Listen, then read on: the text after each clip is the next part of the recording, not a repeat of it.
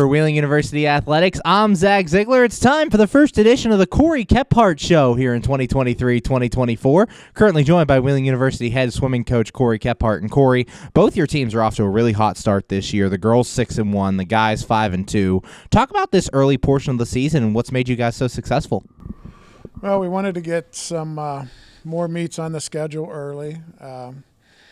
Another good thing about just despite the record is we still have moved a lot of kids around and everything else. So we're sort of with bigger rosters, growing the numbers a little bit, just still trying to see where some kids might fit in, putting some people in some new challenges that have stepped up and done some things. So just a lot of data has been gathered throughout this first part of the year, and fortunately, we've been able to do that and pick up, some victories along the way.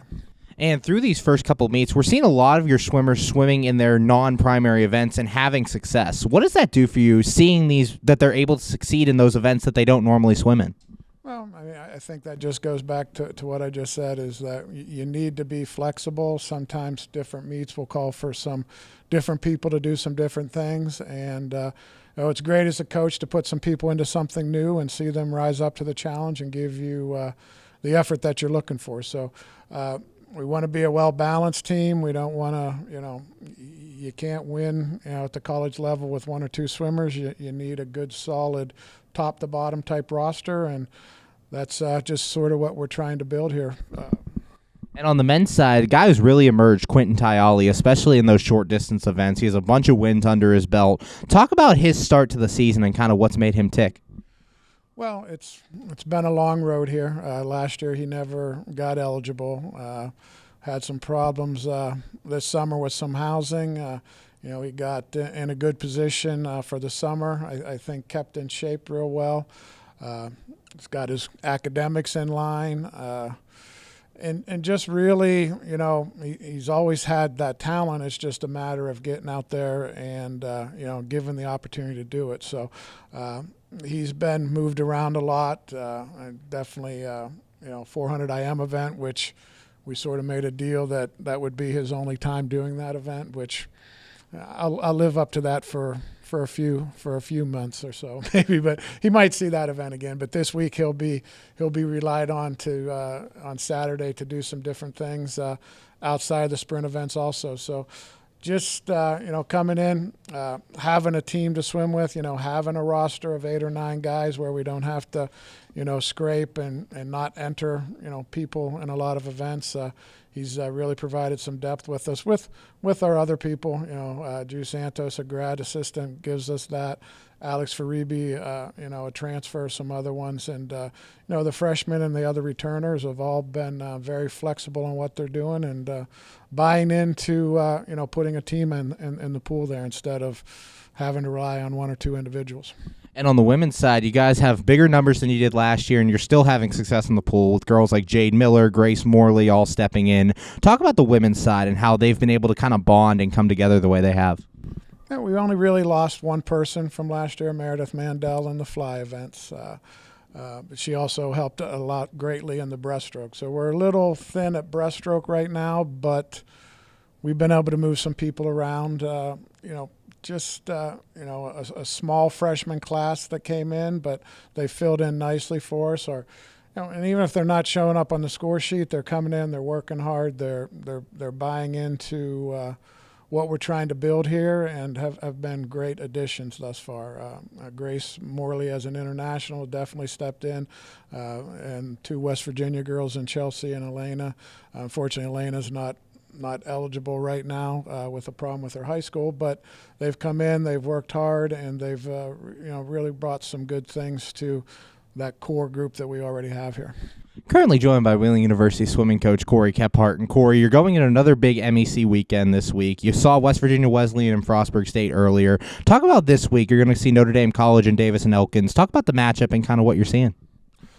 Well, Davis and Elkins, I put them in the top 2 or 3 on both the men's and women's sides of the MEC. We'd love to go there, get a win on the girls' side. Boys, I don't think we have those numbers quite as of yet, but those are the people that are ahead of us that we're challenging to reach. So we want to get down. It'll be my first trip to Davis and Elkins.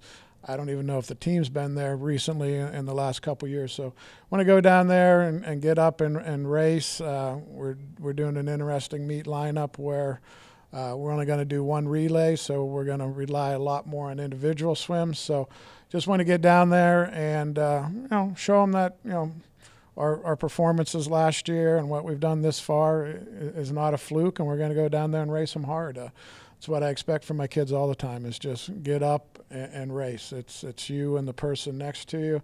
It's not really about times at this point in time. It's just laying it out there in line, getting the hand to the wall first.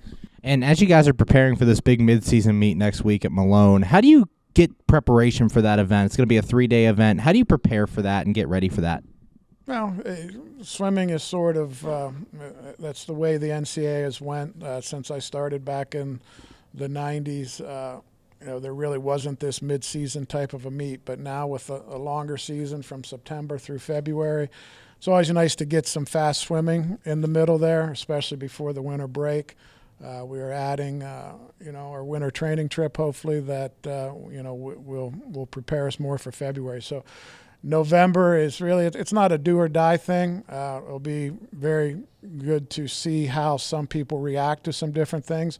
We'll rest up a little bit for that meet. We definitely won't go a full out, taper and rest period like we would do for February, but definitely want to swim fast there. And based on where we've been already, I'm looking forward to seeing what we can, what kind of times we can put on paper there in November. And finally, talk about some of your goals for this weekend and some of your keys to success in the pool as you continue going on. Right now, to try to get some wins out of this on the men's side, to try to split, to try to get a sweep there. We're going to need people to, sacrifice, do some events they might not be used to doing. Like I said, with the way the meet's set up, everybody has an additional swim that they normally wouldn't have in an afternoon meet. So that will tax them a little bit, add an extra race, that sort of thing. So just step up to the challenge, see that person in the other suit or the other cap next to you and, just race them as hard as we can. Thanks, Cory. Good luck this weekend. Can't wait to see you out there. Thank you. Take care. For Wheeling University Athletics, I'm Zach Ziegler.